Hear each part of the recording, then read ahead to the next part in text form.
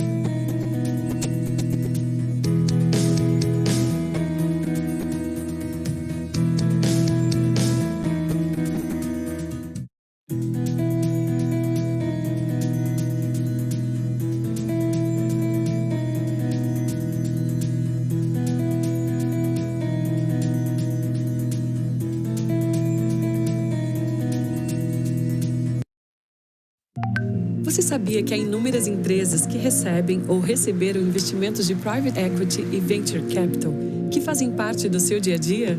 Muito além das startups, companhias investidas por estes fundos estão presentes em atividades essenciais do seu cotidiano na forma de produtos e serviços.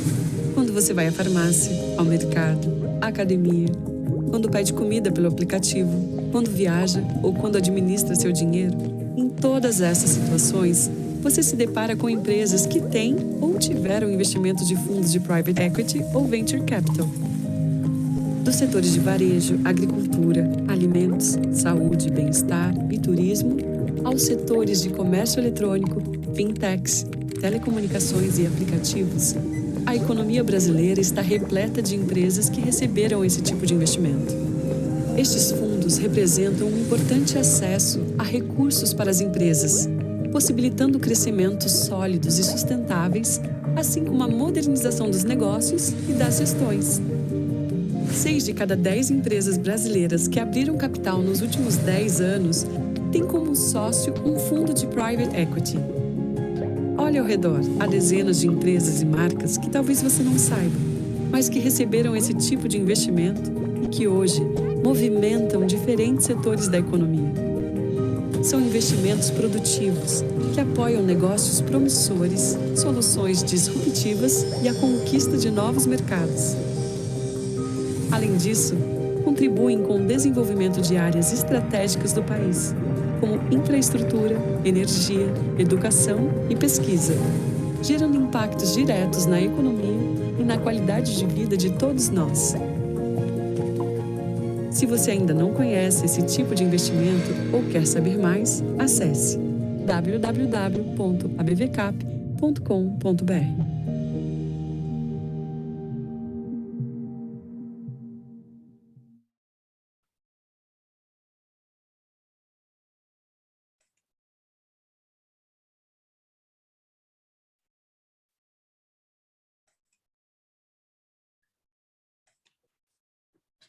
Bom dia a todos, eu agradeço a participação de vocês nesse dia frio e chuvoso aqui. Só me apresentando, eu sou Ângela Timene, superintendente executiva da ABVCAP. E para quem não conhece, a ABVCAP é a Associação Brasileira de Private Equity Venture Capital, uma associação que congrega gestores de fundos e investidores que aportam recursos em empresas normalmente fechadas e que estão no nosso dia a dia, como vocês acabaram de ver no vídeo que antecedeu aí ao início de nossa apresentação. Hoje, são mais de 800 empresas apoiadas por esses fundos.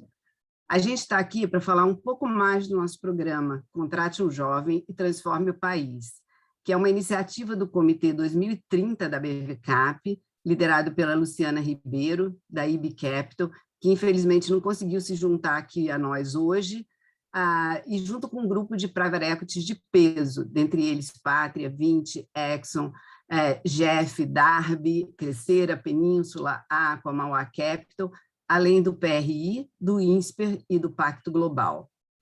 O que é esse programa, né? Do que a gente vai falar aqui hoje?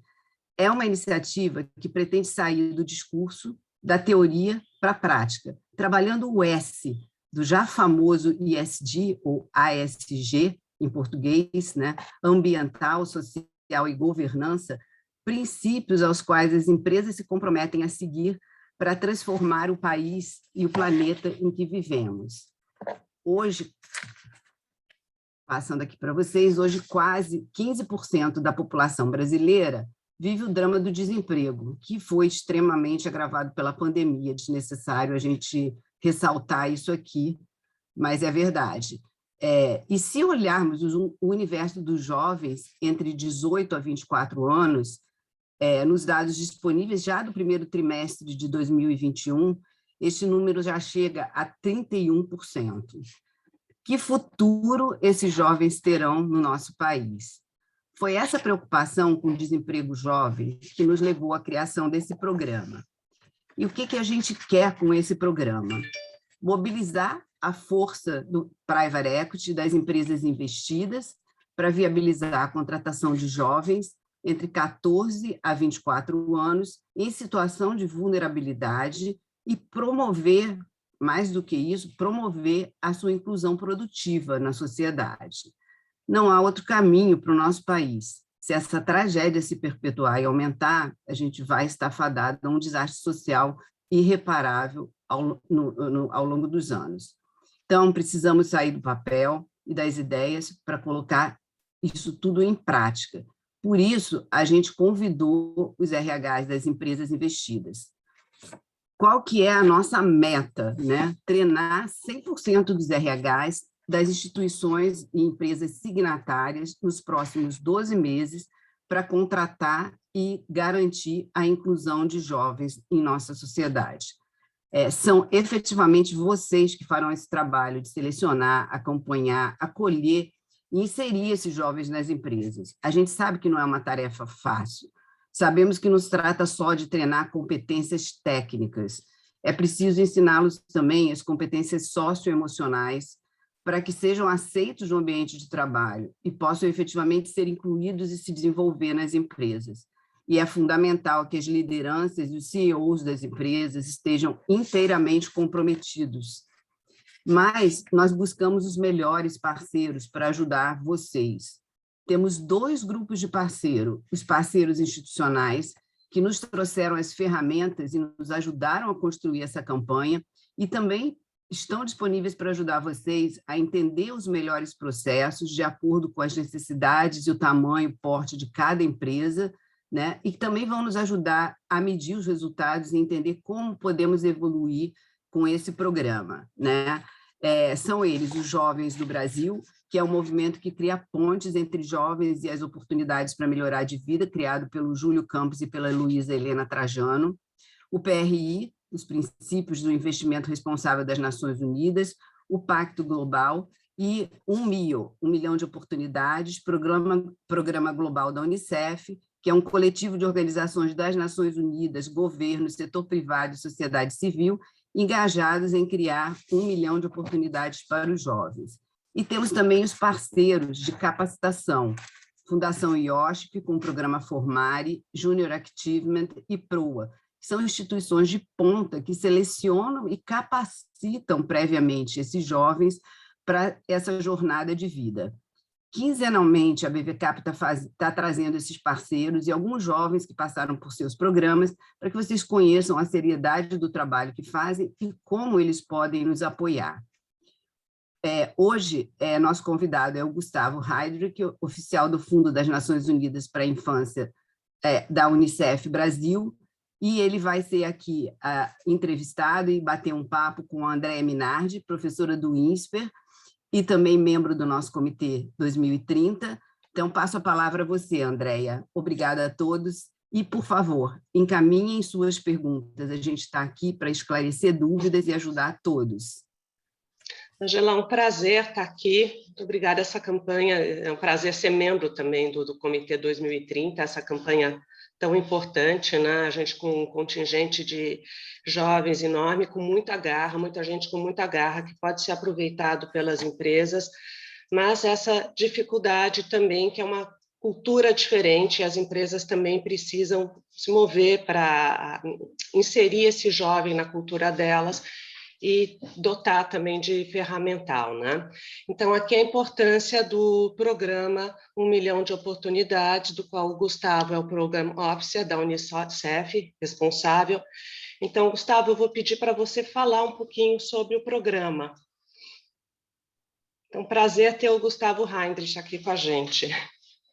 Bom dia, Andréa. Primeiro, eu queria agradecer o convite, cumprimentar a Ângela aí em nome da BVCap, né, pelo convite de participar aqui da conversa de vocês, pela parceria que a gente estabeleceu aí entre as iniciativas, né, Contrate um Jovem, Transforme o País em 1 milhão de oportunidades. Vai ser um prazer estar aqui com você para a gente conversar um pouquinho aí sobre inclusão produtiva jovem. Eu queria começar aqui compartilhando a minha tela para falar um pouquinho, né, da iniciativa 1 milhão de oportunidades, explicar qual que é essa perspectiva de trabalho que a gente faz aqui dentro do Unicef para a inclusão produtiva jovem. Vou compartilhar aqui a minha tela.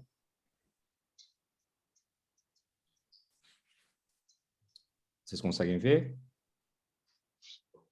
Perfeito. Sim. Então, aqui a gente vai conversar um pouquinho, né, sobre esse esse título aqui que está aparecendo na tela para vocês, né? A iniciativa 1 Milhão de Oportunidades, ela trabalha a inclusão produtiva jovem na perspectiva da garantia de direitos. O que isso significa, né? Isso significa que a gente está falando aqui de olhar, né, para esse jovem brasileiro como um jovem que é sujeito de direitos, como uma pessoa que é sujeito de direitos, né? E aí a gente vai olhar para documentos importantes, né, que desde o, enfim, do começo, né, dessa discussão da garantia de direitos no mundo, quer dizer, a Declaração Universal de Direitos Humanos, aqui no Brasil a nossa Carta Constitucional de 88, né, o Estatuto da Criança e do Adolescente, o Estatuto da Juventude, para se mencionar alguns aqui, né, ao longo da história, que trazem essa perspectiva do que significa, né, você olhar, né, para uma criança, um adolescente como um sujeito de direitos, e todo o trabalho social, né, toda a rede de proteção que precisa ser construída para que a gente, como sociedade, persevere nesse desafio de garantir, né, esses direitos essenciais e permitir que as nossas crianças, os nossos adolescentes, os nossos jovens se desenvolvam plenamente, realizem seus sonhos, né, as suas potencialidades e contribuam com o crescimento da sociedade.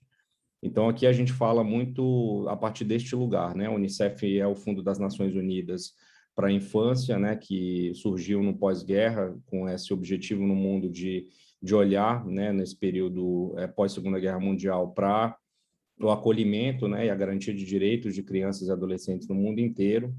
E aqui no Brasil a gente tem uma atuação desde a década de 50, até muito focada no olhar desde a primeira infância, né, os 0 aos 3 anos, o momento onde a criança tem que ter acesso à alimentação, né, adequada, à moradia, condições de iniciar o seu processo educacional, até a entrada, né, no mundo, na vida adulta, no mundo do trabalho, aí, na adolescência, né, e dentro da iniciativa 1 Milhão de Oportunidades, a gente está olhando também até os 24 anos, né, compreendendo aí a juventude num espectro mais amplo, mas olhando aí para esse ciclo de garantia de direitos que passa pela garantia do direito da educação, principalmente, e vários outros importantes.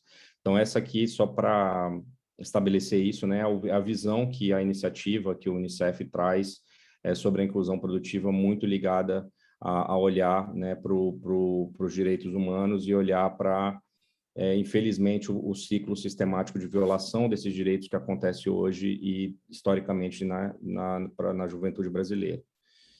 Então, aqui, eu vou falar um pouquinho da iniciativa 1 Milhão de Oportunidades, como a Ângela falou, né, o MIO, né, o nosso modo carinhoso de se referir à iniciativa, ela surgiu em outubro do ano passado, então a gente tem pouco mais de 8 meses. É uma iniciativa que faz parte, né, de um movimento global da ONU. Foi um grande chamado que o secretário-geral da ONU, Guterres, fez em setembro de 2018, na Assembleia Geral da ONU, para que se desenvolvessem programas de geração de oportunidades para jovens, né? E a gente faz parte desse movimento global chamado Generation Unlimited da ONU, que hoje já está em dezenas de países no mundo, em diferentes continentes, e nós somos a representação desse programa aqui no Brasil.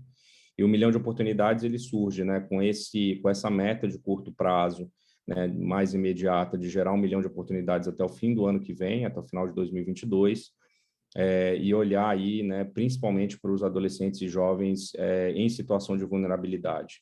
E aí eu vou detalhar um pouquinho mais como é que a gente compreende essa situação de vulnerabilidade a partir de critérios multifatoriais. Então, assim, os nossos resultados, né, acumulados aí da iniciativa, já estou atualizando esse número que está na tela, a gente já tem mais de 100 parceiros, né, o que faz do 1 Milhão de Oportunidades o maior movimento, né, em número de participantes, né, de mobilização aqui no Brasil por essa agenda. A gente tem aí mais de 60 empresas, a gente tem envolvimento de governos em nível estadual, municipal e federal, a sociedade civil, né, representada pelas ONGs, pelos movimentos sociais. Nesses cerca de 7, 8 meses da iniciativa, a gente atingiu no Brasil mais de 6 milhões e 200 mil jovens através de redes sociais, redes digitais, comunidades que a gente tem nos territórios e virtuais, eventos, né? E através da nossa plataforma, que é o grande hub da iniciativa, onde a gente disponibiliza as oportunidades geradas no ecossistema do 1 Milhão de Oportunidades.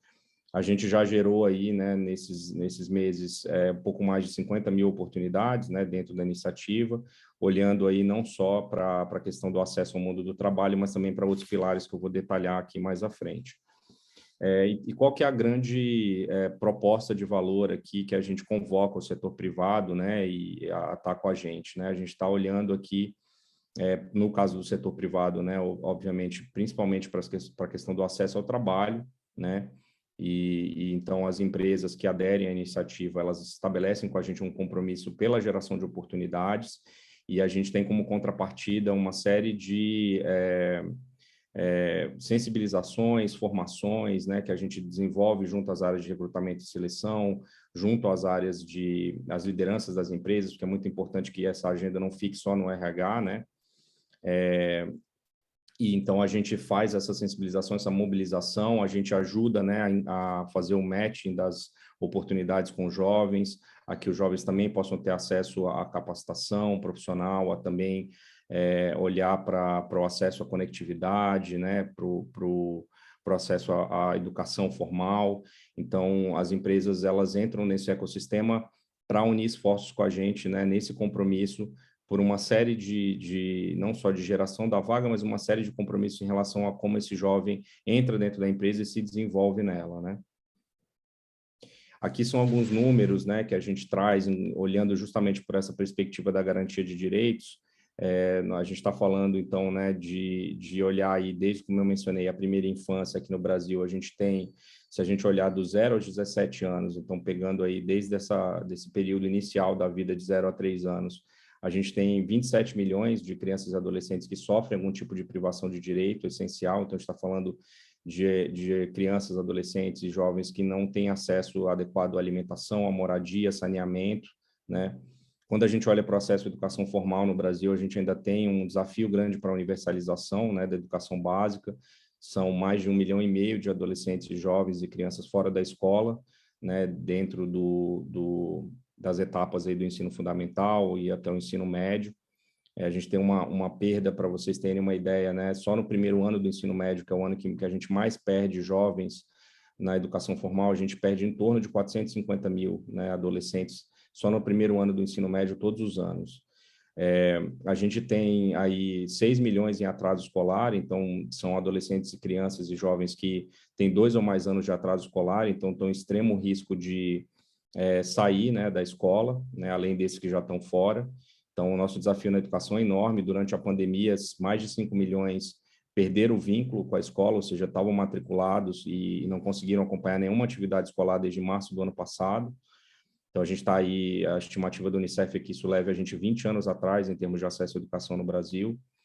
E aí, se a gente mencionar, como a Ângela falou na abertura, né, o acesso ao mundo do trabalho e à renda é extremamente desafiador, né? A gente tem quase 1/4 da população de 18 a 24 anos sem estudar e sem trabalhar, quase 12 milhões de adolescentes entre 16 e 24 anos dependentes, né, vinculados a programas sociais em situação de pobreza ou baixa renda.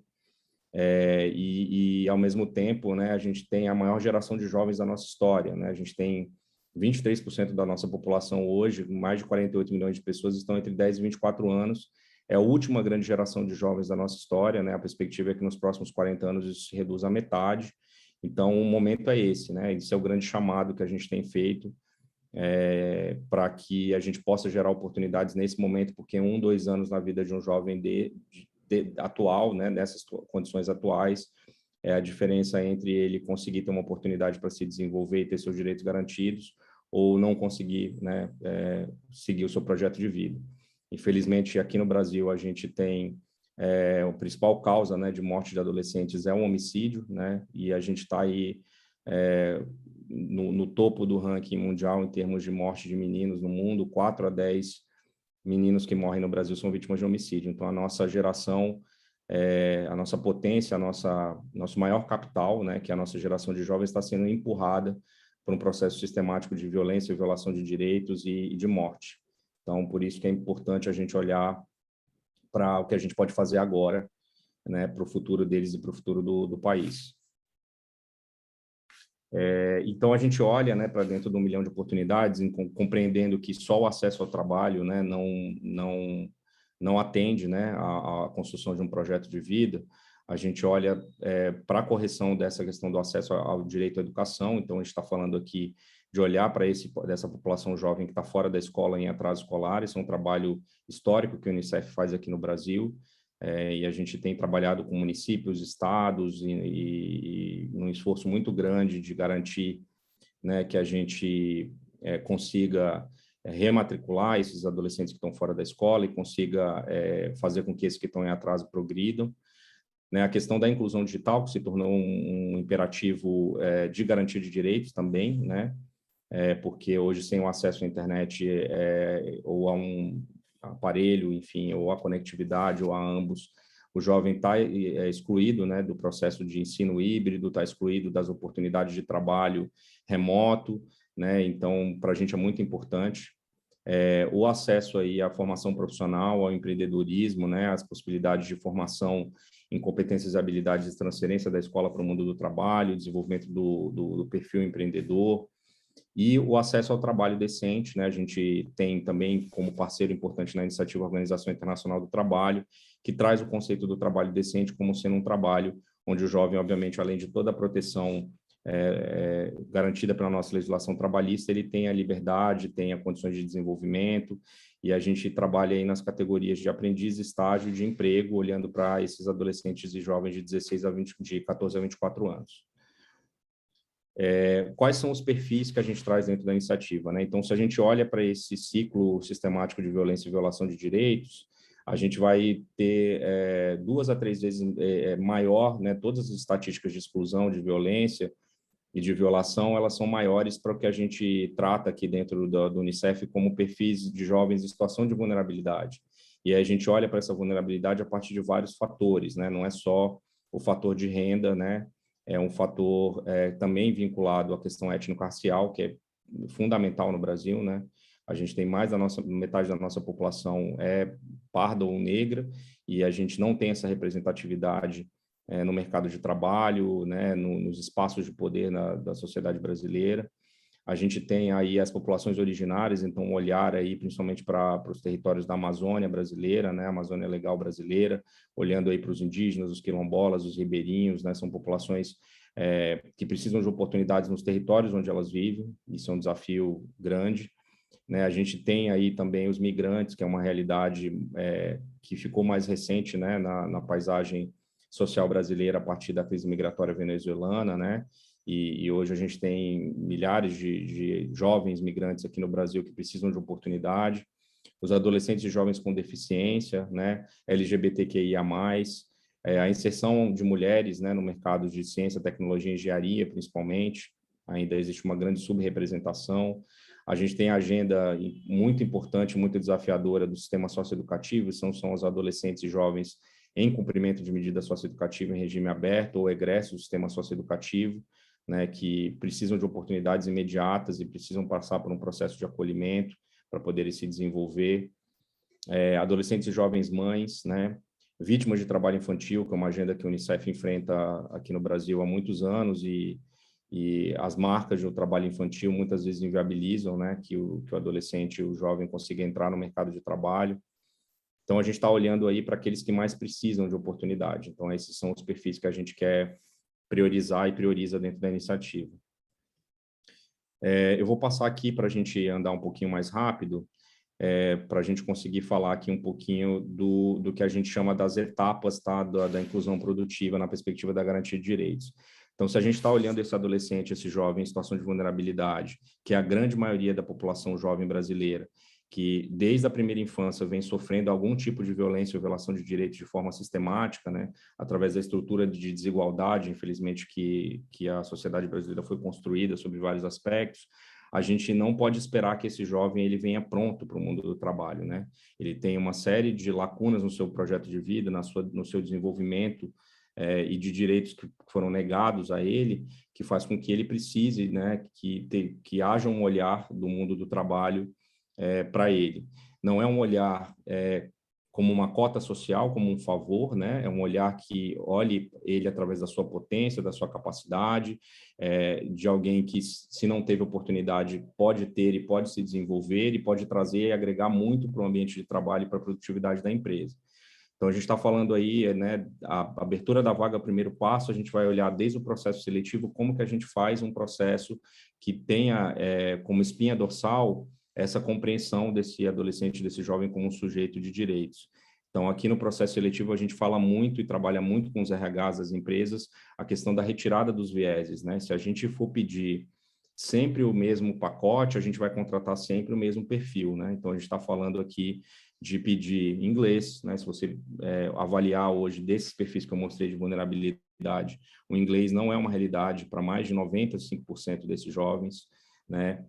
A questão relacionada também à formação, né? Então, pedir às grandes universidades ou os grandes grifes, né? Do ensino superior, ou mesmo, né, esperar que o jovem venha pronto de um processo muitas vezes acidentado, onde ele teve o direito à educação violado. Então, olhar para tirar esses vieses, para que, de fato, a gente consiga incluir aqueles que mais precisam de oportunidades, é muito importante. E esse é um trabalho que começa dentro do RH, mas ele precisa se desenvolver como uma cultura organizacional para dentro da empresa. A gente fala aqui do processo pós-seleção, né, de acolhimento, que é um processo onde esse jovem precisa receber uma série de elementos para que ele consiga, naquela primeira entrada na empresa, se sentir à vontade, conseguir se desenvolver, conseguir participar ativamente da vida da empresa, né? E não apenas ser ali alguém que vai ocupar um espaço de uma cota de aprendiz ou de estágio ou de uma cota de diversidade para que aquilo possa ser usado como um marketing dentro da empresa, né? Para a gente é muito importante que, como a gente está olhando para esse jovem como sujeito de direitos, alguém que está construindo o seu projeto de vida, que teve uma trajetória acidentada, em relação à garantia de direitos, ele possa ali receber um acolhimento da empresa no respeito à sua diversidade, ao seu perfil, né? Tem um espaço de confiança para que ele possa trocar, seja apresentado para ele desde o começo como que ele contribui para o todo da empresa, como a empresa atua, que ele tem uma visão da possibilidade de desenvolvimento de carreira, que ele tem um mentor, né? Então, a gente fala que muito, o próximo passo aqui justamente olhar para formação e mentoria, né, que faz parte desse processo de acolhimento. Então, como que a empresa pode oferecer ali dentro da estrutura um analista, um gerente, alguém que fique responsável por acompanhar e desenvolver aquele jovem.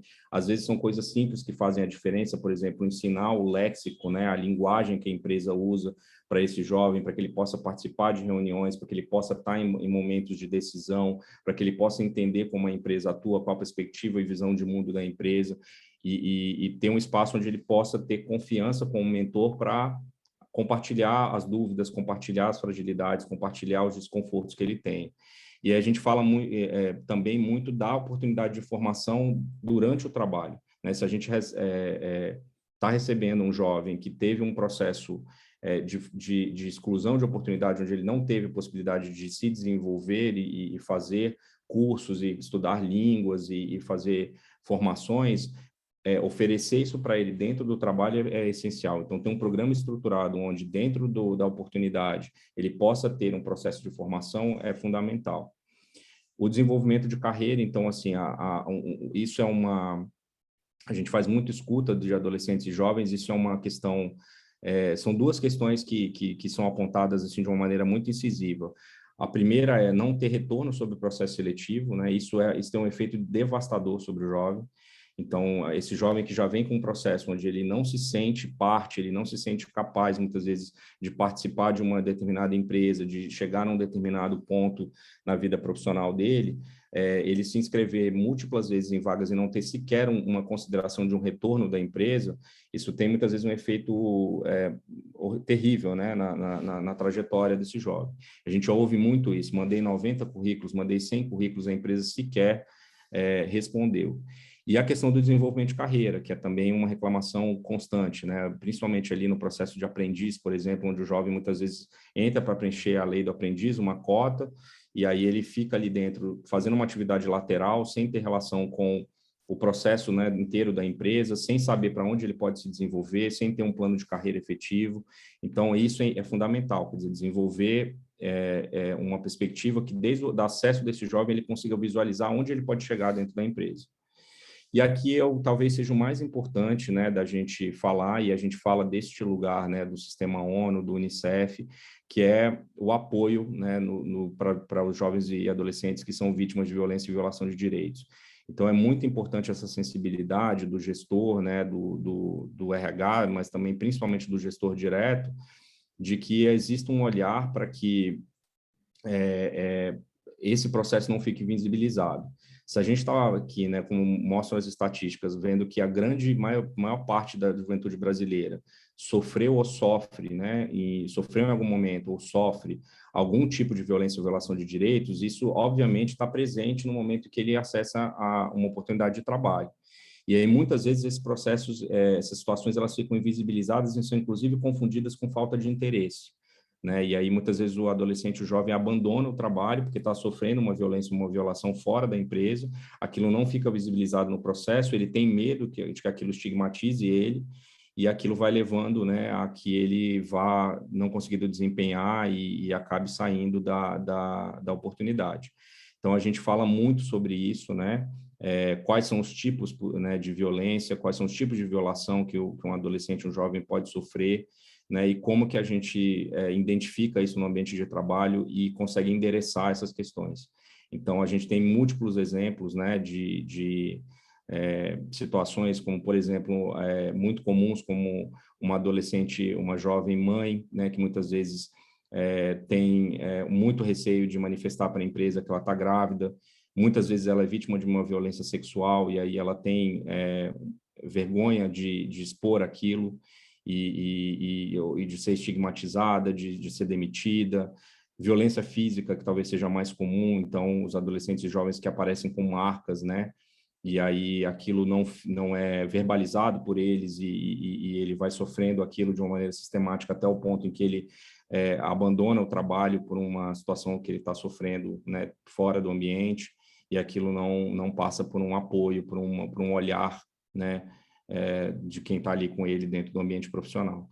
Então, isso para a gente é uma pauta central, talvez a mais importante desse processo, e a gente tem feito bastante a sensibilização nesse sentido, porque esse é um ponto onde a gente vê que é pouco discutido, é invisibilizado e que existe ainda muita dificuldade, muitas vezes, na cultura das empresas de olhar para isso. Então, aqui, André, é um pouco do trabalho que a gente tem feito, da perspectiva que a gente tem trabalhado da inclusão produtiva jovem, e fico aqui à disposição para a gente continuar a conversa.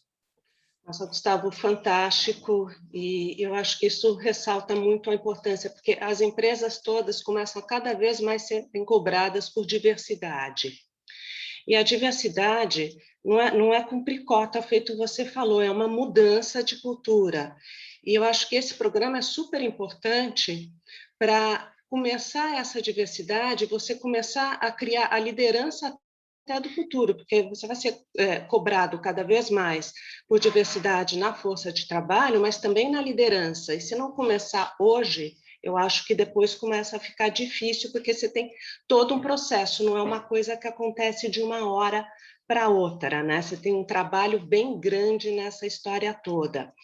Mas eu acho que tem um aspecto também que a empresa se beneficia muito disso, que a gente fica falando de diversidade porque é imposto, mas não é só porque é imposto, porque a empresa ganha uma riqueza muito grande quando ela tem uma diversidade e começa a enxergar realidades que antes ela não enxergava, né?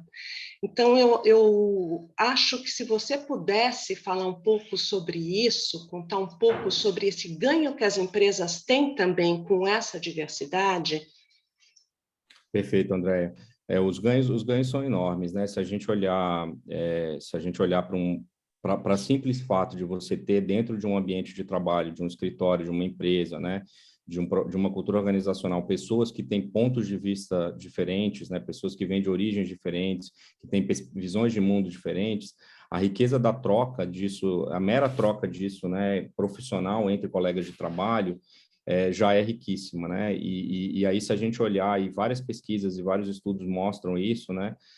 A capacidade de uma equipe diversa de encontrar soluções que não são convencionais, de inovar, né? De olhar para problemas através de múltiplas visões, né? De não estar sempre fechado dentro de uma mesma realidade ou de um mesmo ambiente. Isso faz com que a empresa tenha ganhos enormes em relação ao clima de trabalho e à produtividade, né? A efetividade da sua produtividade. a gente fala muito, né, da questão das soft skills, né, das competências relacionais, da capacidade de resolução de problemas. Isso muitas vezes é subvalorizado diante de uma cultura, né, muito arraigada aqui no Brasil de diploma, né, de formalização do ensino. O que a gente percebe é que a potência, né, desses jovens, sobretudo esses perfis que eu mostrei, né, são os perfis prioritários que a gente trabalha na iniciativa, é gigantesca nesse sentido, né, porque eles têm uma bagagem de vida, uma série de obstáculos que eles enfrentam. Infelizmente, né, a gente não tem que celebrar isso, a gente tem que lamentar, né, que a nossa sociedade empurre a nossa juventude para esse processo de violência e violação de direitos, mas isso muitas vezes faz com que eles amadureçam cedo, faz com que eles desenvolvam capacidade de resolução de problemas, capacidade de flexibilidade, né, de relacionamento, que fazem com que eles desempenhem enormemente bem, né, e eles muitas vezes só precisam de uma mentoria, de uma formação, de uma possibilidade, né, de uma educação formal, de um conhecimento técnico, porque aquelas habilidades elas já estão latentes ali. A gente fala muito da construção do projeto de vida, né, e o projeto de vida ele não é só o trabalho, ele não é só a escola, ele é o sonho, né, ele é para onde eu quero ir, quem eu quero ser. E isso faz parte de um compromisso, né, que a gente como empregador, né, a gente como pai, mãe, a gente como brasileiro, como sociedade, a gente tem com qualquer criança, com qualquer jovem, né? De poder, pontualmente, ou através de um processo de interação sistemática, contribuir para essa construção de um projeto de vida. Quer dizer, dando oportunidade para esse talento se desenvolver, o ganho pode ser enorme, né? E você tem um pessoal que tem muita garra, né? Se você der as condições, né, as ferramentas, eu acho que o negócio pode ser uma situação bem produtiva e com bastante ganho, né? Gustavo, acho que seria interessante se a gente conseguisse mostrar um pouco quem é esse jovem, né? Mostrar um pouco quem é esse jovem. Legal. A juventude, eu quero passar um vídeo aqui que é o nosso manifesto, né, que traz um pouco dessa diversidade da nossa juventude, né?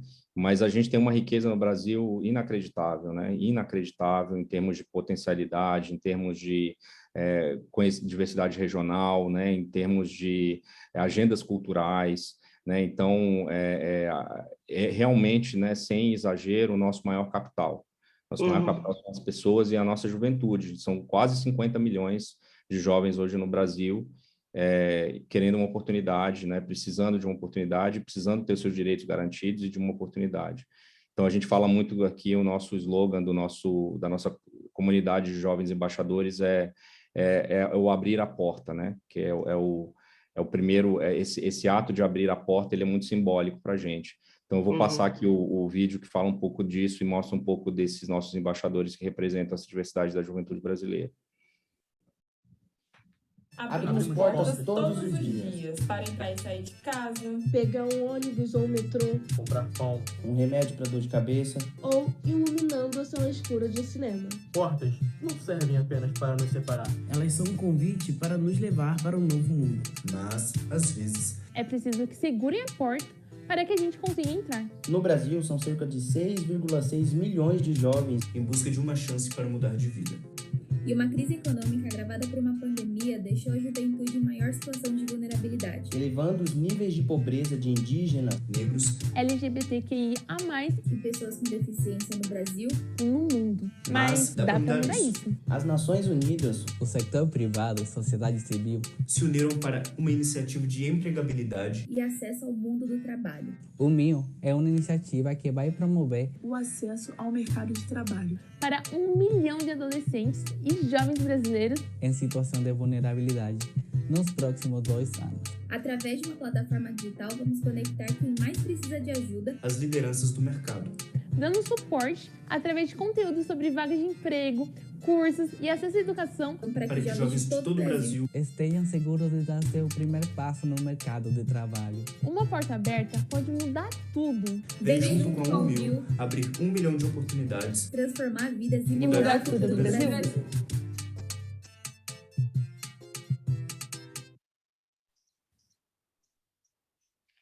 realmente, Gustavo, a gente tem uma riqueza enorme no Brasil e várias vezes essa riqueza não é enxergada, né? E não é enxergada e triste, se for marginalizada, que país a gente vai ter, né?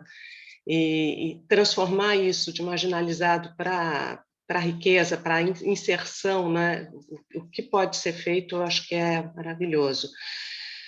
Acho que se a gente tivesse também um exemplo de um jovem que passou nessa etapa, que está inserido numa empresa, para vislumbrar, acho que seria super bacana também, né?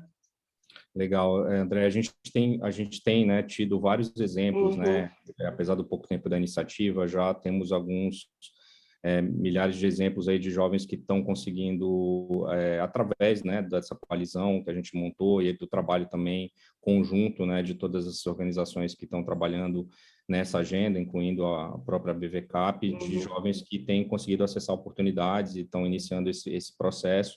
É extremamente desafiador, né? Porque é um processo onde a abertura da vaga é realmente o primeiro passo.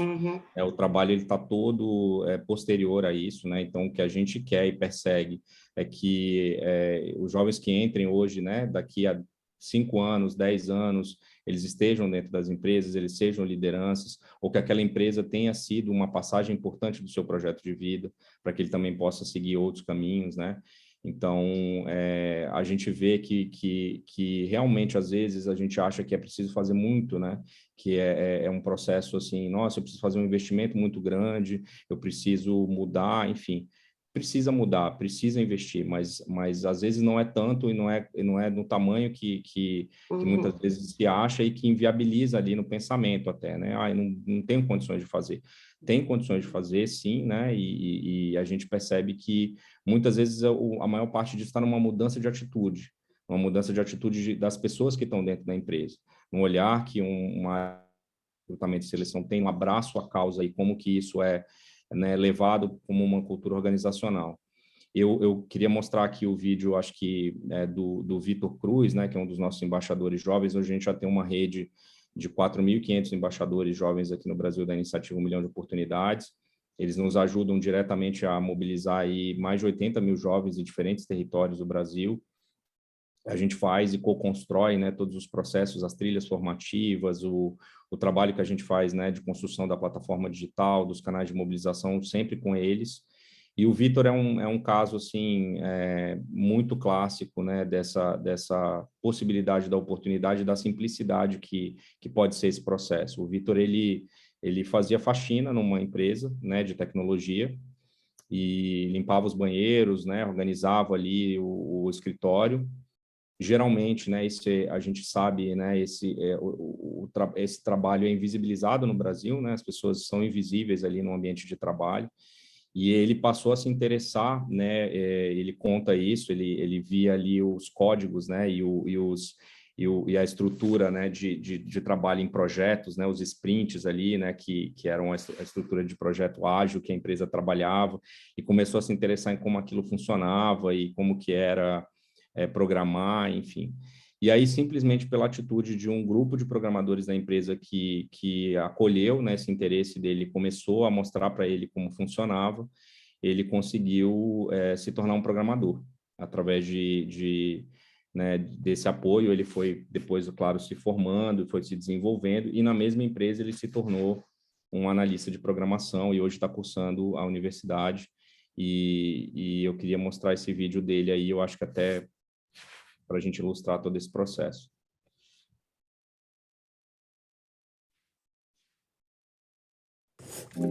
Imagina um mundo onde jovens tivessem 1 milhão de oportunidades.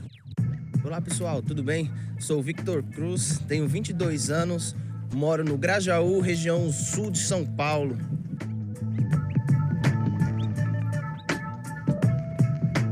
Antes de trabalhar com programação, eu entrei trabalhando como auxiliar de limpeza. E aí a curiosidade foi o que me fez entrar para esse mundo da programação. Até então eu não sonhava, não imaginava em ser um programador, mas eu sempre gostei muito de computadores.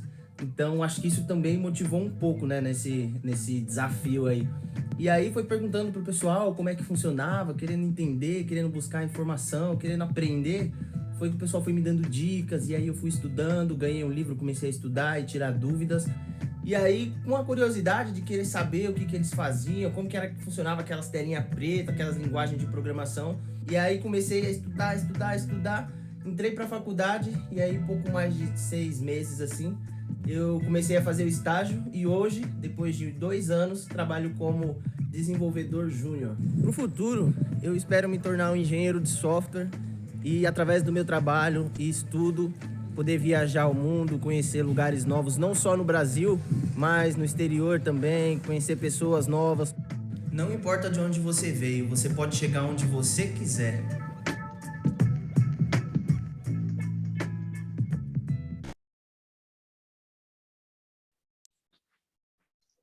Opa. Não, excelente, Gustavo. E a gente tem tanta riqueza nisso, né? Como é que as empresas acessam você? Qual o processo para se plugar nesse ecossistema tão rico e ter essas oportunidades? Legal, André. A gente tem aí um compromisso, como eu mostrei lá no começo, né? Então, todas as empresas que entram na iniciativa, elas são signatárias, né, de um compromisso onde a gente estabelece e a gente não estabelece metas, a gente não estabelece número de vagas, a gente não estabelece nada nesse sentido, justamente porque a gente quer ajudar e incluir, né, quem está no início desse processo também, mas a gente sim tem um compromisso naquele processo de inclusão produtiva na perspectiva da garantia de direitos. Então, as empresas que entram com a gente, elas assumem esse compromisso de abrir as oportunidades de trabalho, de aprendiz, estágio de emprego, né, de 14 a 24 anos, privilegiar e olhar prioritariamente para aqueles perfis de vulnerabilidade que eu mostrei, são 11 critérios, né, que a gente trabalha, né, multifatoriais, e cumprir aquelas etapas, flexibilizar o processo seletivo, oferecer formação, mentoria, perspectiva de desenvolvimento de carreira e o apoio para violência e violação de direitos. Então, esse é o cerne, o centro do nosso compromisso, né? E a gente, dentro da iniciativa, a partir da empresa que é signatária, ela recebe vários apoios, né, da nossa equipe de sensibilização, de formação para que os RHs, as lideranças tenham acesso a esse conteúdo, que a gente consiga sensibilizar diferentes níveis das empresas. A gente oferece a plataforma, né, que hoje é um caminho, né, um aplicativo, uma plataforma digital onde os jovens acessam as oportunidades, então as empresas disponibilizam as vagas lá a gente acompanha o preenchimento também. A gente disponibiliza também aí, né, uma parte toda relacionada à comunicação, né, e a como a gente pode fazer o match, né, entre o jovem e as empresas. Então, a gente olha caso a caso, né, qual o território onde a empresa atua, qual o perfil, né, que a empresa precisa, e a gente vai ali através não só da plataforma, mas dos canais que a gente tem em diferentes territórios dentro do ecossistema, buscar fazer esse matching das oportunidades. Então, a empresa que entra com a gente também passa a ser porta-voz da nossa iniciativa, a gente estimula muito essa visão horizontal, né, de estar todo mundo junto pela causa, então passa a ser porta-voz, né, e passa a poder falar em nome da iniciativa, divulgar a causa, né, então a gente trabalha muito em parceria, né, de uma forma horizontal, mas a partir desse compromisso estabelecido. Então, quem quiser aderir, qualquer empresa pode aderir, não tem meta, não tem tamanho, não tem uma vaga para a gente já é muito importante. Então, a gente tem aí, é só acessar, né, umio.com.br, lá vocês conseguem verificar lá o nosso compromisso, fazer a assinatura por lá mesmo e já entrar na iniciativa.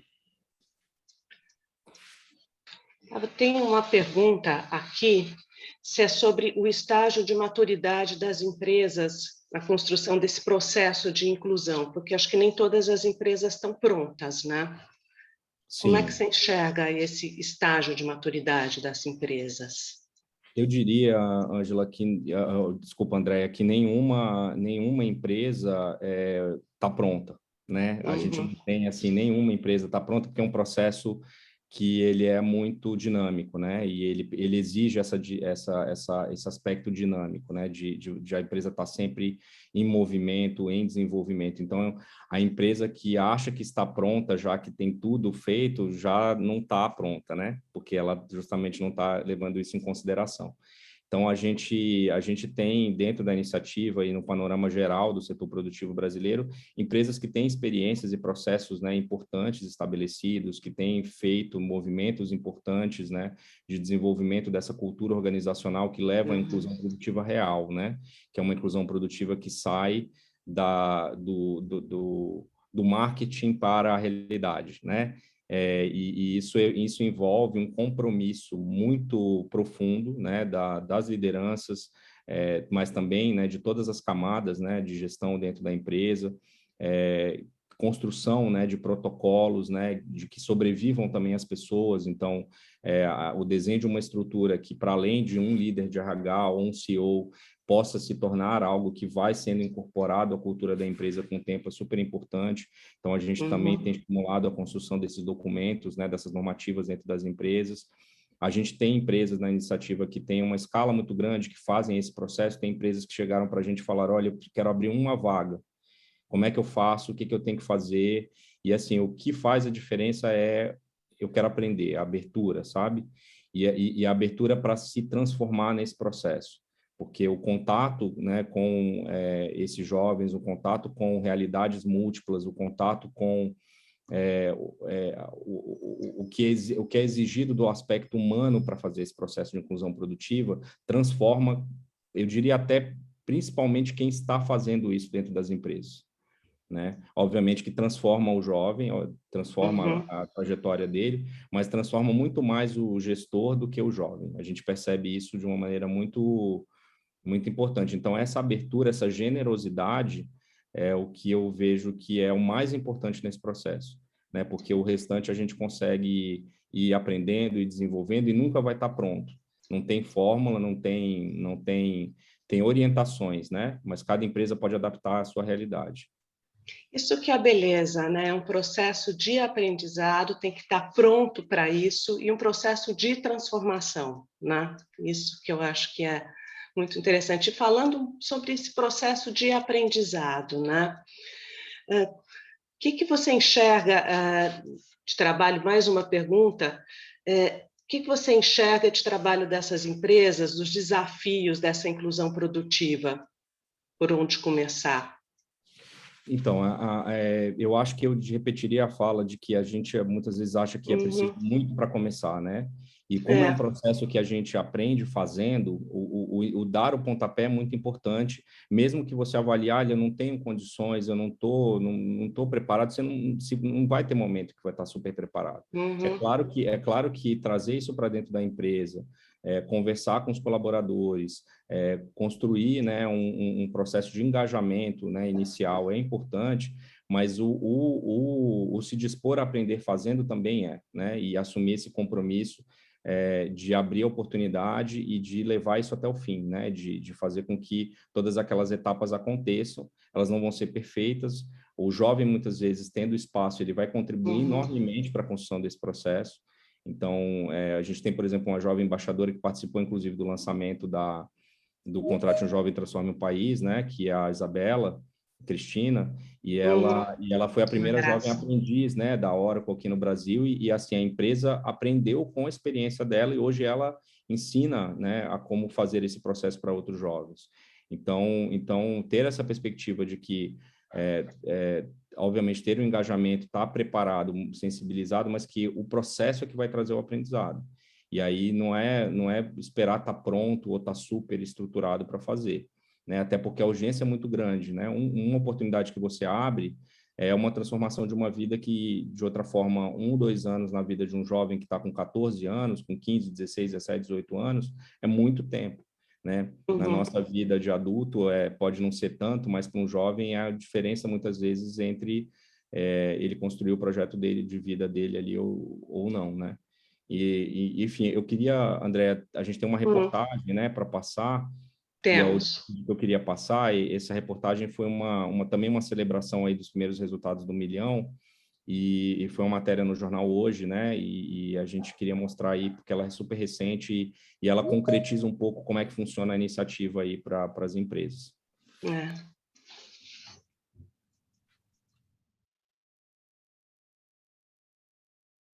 O Unicef, que é o Fundo das Nações Unidas para a Infância, criou um programa para incentivar a criação de vagas de emprego para jovens aqui no Brasil. Estava difícil para o Mauro arrumar emprego. Aos 21 anos, ele só queria uma chance para mostrar que estava pronto para o mercado de trabalho e se inscreveu na plataforma do Unicef. Deu certo. Veio a pandemia aí, as coisas deu uma encarecida, principalmente alguns alimentos. Aí já com o que eu recebo aqui, eu já consegui dar uma completada e agora já praticamente não está faltando nada, graças a Deus.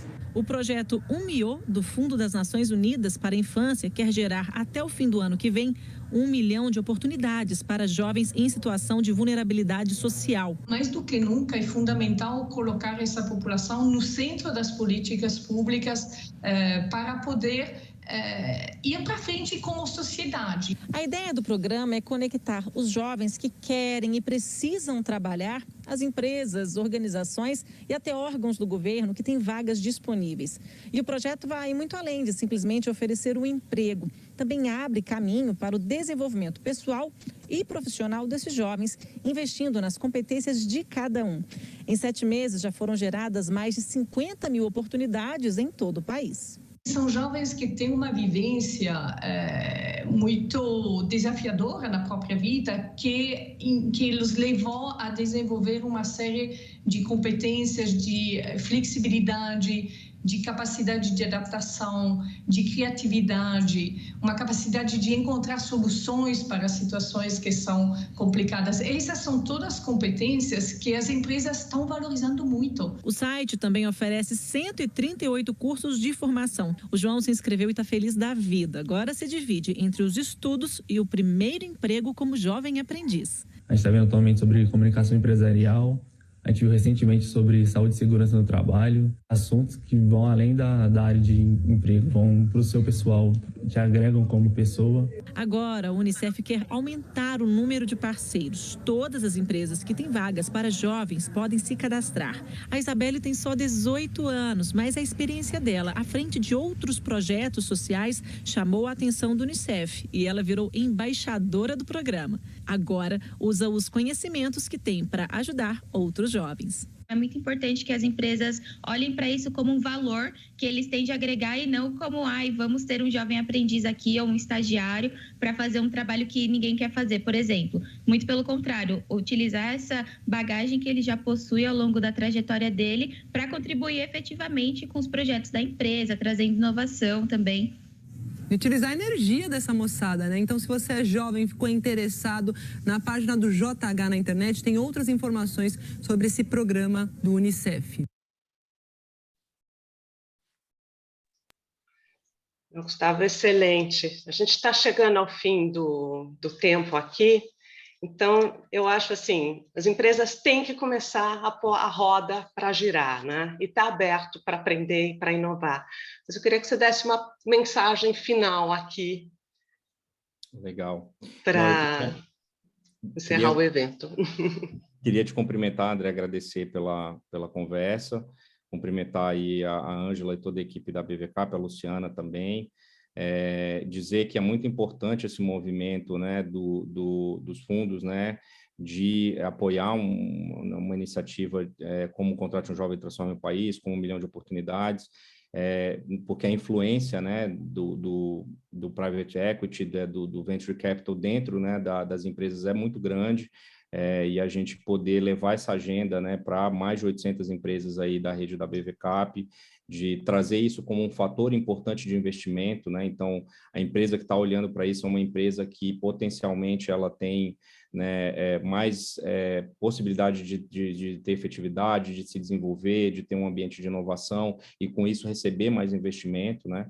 Então, trazer isso como um fator importante de investimento para as empresas é essencial, e eu acho que o movimento da BVCap é nesse sentido, e por isso ele é tão importante também, né? E a gente está olhando aqui para todo esse lado aí dos direitos humanos, do processo de inclusão produtiva, e vocês trazendo isso para dentro do ambiente do mercado financeiro como um fator importante, né, decisório de investimento, é uma coisa super significativa. Então, queria agradecer pelo espaço, mais uma vez, pela parceria, e foi muito bacana trocar com vocês aqui.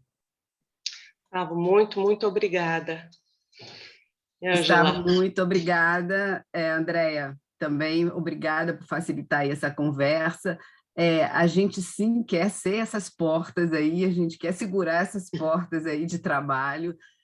A gente está aqui disponível, a gente não é especialista, então a gente está se juntando com especialistas como o Gustavo e outros tantos, mas a gente está aqui totalmente disponível para ajudar qualquer empresa para fazer essa ponte, né, com o MIO e outros apoiadores aí do nosso programa. Obrigada a vocês que participaram, não fiquem assim envergonhados de nos acionar, de nos pedir, agenda uma reunião, quero conversar. Gente, o pessoal está todo disponível, tem gente muito competente fazendo esse trabalho e ajudando as empresas a dar esses passos. Os pequenos são pequenos, dão passos pequenos, os grandes dão passos maiores. A gente está trazendo empresas que já têm alguns programas estruturados, que estão, inclusive, melhorando seus programas com o apoio aqui do UMIO.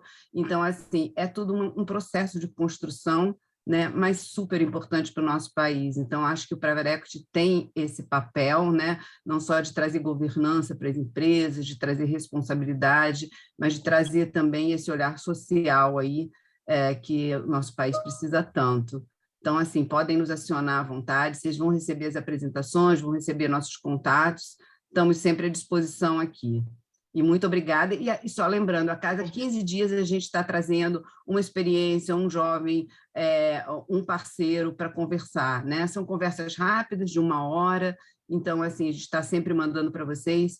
Participem aí, acho que com isso a gente vai aumentando assim, esse nosso awareness, esse processo de construção aí, essa colaboração que a gente quer dar para o país. Obrigada e bom dia a todos vocês. Bom dia. Obrigado, Ângela. Bom dia, André. Tchau, tchau, pessoal. Tchau, obrigada. Tchau.